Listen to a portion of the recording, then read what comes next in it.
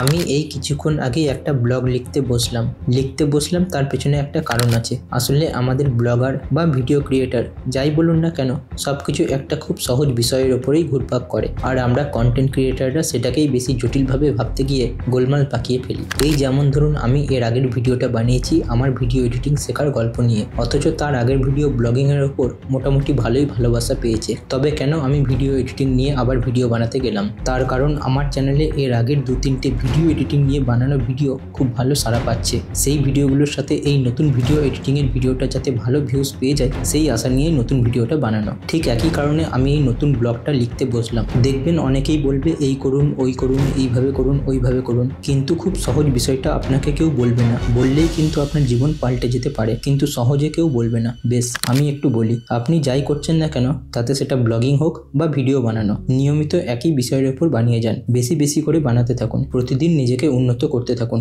এবার দেখবেন একটা দুটো কন্টেন্ট আপনার বাকি কন্টেন্টের থেকে বেশি ভিউজ পাচ্ছে। সেগুলো বোঝার চেষ্টা করুন, যেগুলো বেশি ভিউজ পাচ্ছে সেগুলো কেন পাচ্ছে। নতুন যে কন্টেন্ট বানাবেন তার টাইটেল, থাম্বনেল, কন্টেন্টের ধরন এবং টপিক সব ওই ভাইরাল হওয়া কন্টেন্টগুলোর মতন বানাতে থাকুন। দেখবেন নতুন যা কন্টেন্ট বানাবেন সেগুলোও ভাইরাল হবে। ভাইরাল অর্থাৎ আপনার সব থেকে বেশি ভিউজ পাওয়া ভিডিওর মতন নতুন ভিডিওগুলো সেরকম ভিউজ পেতে থাকবে। বলা যেতে পারে ভাইরাল হতে বাধ্য। কেন বলছি এরকম, আপনি দেখুন আমার চ্যানেলে সব থেকে বেশি ভিউজ পেয়েছে যে ভিডিওটা, সেটা ব্লগিং এর উপর বানানো। সেই একই রকম টাইটেল, একই রকম ভিডিওর কন্টেন্ট আমি এই নতুন ভিডিওটাতেও বানানোর চেষ্টা করছি এবং এর আগের একটা ভিডিওতেও বানিয়েছি। সেই ভিডিওটাতেও ওই একই রকম ভিউজ পেয়েছে এবং মানুষের ভালোবাসা পেয়েছে। এটাই হলো অ্যালগোরিদম। এই অ্যালগোরিদমের সাহায্যে ইউটিউব, ইনস্টাগ্রাম, এমনকি গুগল সবকিছু এই অ্যালগোরিদমের ভিত্তিতেই চলে। আজ আমার চ্যানেলে 100, 200 কিংবা 1000, 2000 ভিউজ আসছে ঠিকই, কিন্তু আমি জানি এই একই পদ্ধতিতে অ্যালগোরিদম কিভাবে কাজ করছে। সেই নিয়ম মেনে কাজ করতে থাকলে আমার চ্যানেলের প্রত্যেকটা ভিডিও একদিন 1000, 2000 থেকে 1 লাখ, 2 লাখ কিংবা 1 মিলিয়ন পর্যন্ত ভিউজ পেতে বাধ্য।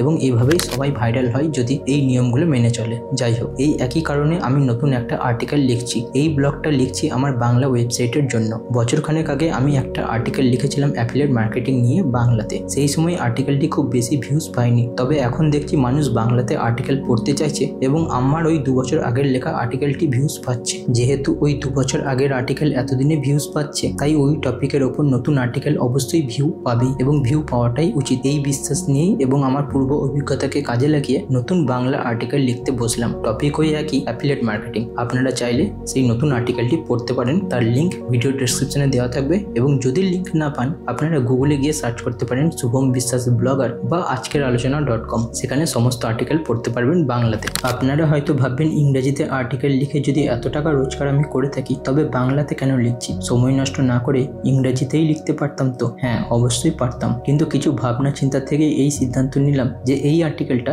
বাংলাতেই হোক। প্রথমত, এরকম অনেক গুচ্ছের আর্টিকেল বা ব্লগ আমার ইংরেজি ওয়েবসাইটে আগে থেকেই আছে, আর তাই ওই একই টপিকের ওপর নতুন করে ইংরেজিতে আর্টিকেল লেখার কোনো মানে হয় না। দ্বিতীয়ত, ইংরেজি ওয়েবসাইটে প্রচুর কম্পিটিশন। এইরকম হার্ড কিওয়ার্ডের ওপর গুগল আমাদের মতন নর্মাল ব্লগারদের আর্টিকেল আর সহজে র্যাঙ্ক করায় না। এবং তৃতীয়ত, আপনারা অনেকেই বলেন আমার মধ্যে নাকি বাংলা লেখার দক্ষতা আছে। তাই যেহেতু আপনারা এই ভিডিও থেকে গিয়ে আমার এই আর্টিকেল পড়বেন, তাহলে অযথা ইংরেজিতে লেখার কি মানে? বাংলাতে লিখলে আমিও স্বচ্ছন্দে অল্প সময়ের মধ্যে লিখতে পারবো, আর আপনারাও আমার লেখার প্রকৃত অর্থ বুঝতে পারবেন। আর বললামই তো, বাংলা কিওয়ার্ড লোকে সার্চ করছে, কম্পিটিশন নেই।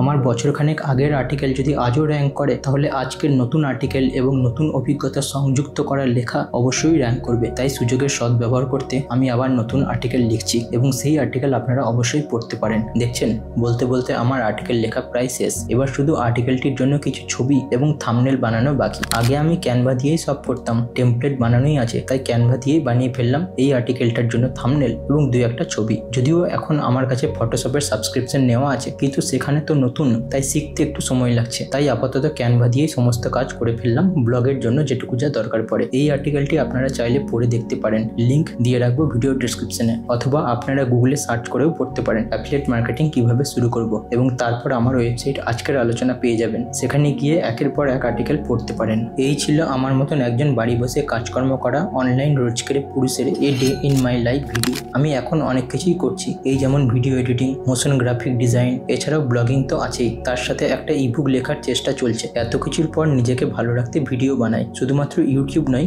ইনস্টাগ্রামেও। কারণ আপনাদের কমেন্ট আমাকে দিনের শেষে মোটিভেশন যোগায়। এইভাবে আপনাদের সঙ্গ পেলে আমি যা করছি, যেভাবে করছি, সবকিছু আপনাদের সাথে ভাগ করে নেব। আসলে গল্পের ছলে নিজের মনের কথা কাজকর্ম আপনাদের মাঝে তুলে ধরার জন্যই তো এই চ্যানেল আমার বানানো। বেশ, তবে আজকের ভিডিও এই অবধি রাখলাম। ভালো থাকবেন, বাবা মায়ের খেয়াল রাখবেন। ওনারা ভালো থাকলে আপনার সবকিছু এমনি এমনিই ভালো হবে, আর নতুন করে বাড়তি কিছু করার প্রয়োজন পড়বে না। ধন্যবাদ। জয় মা দুর্গা।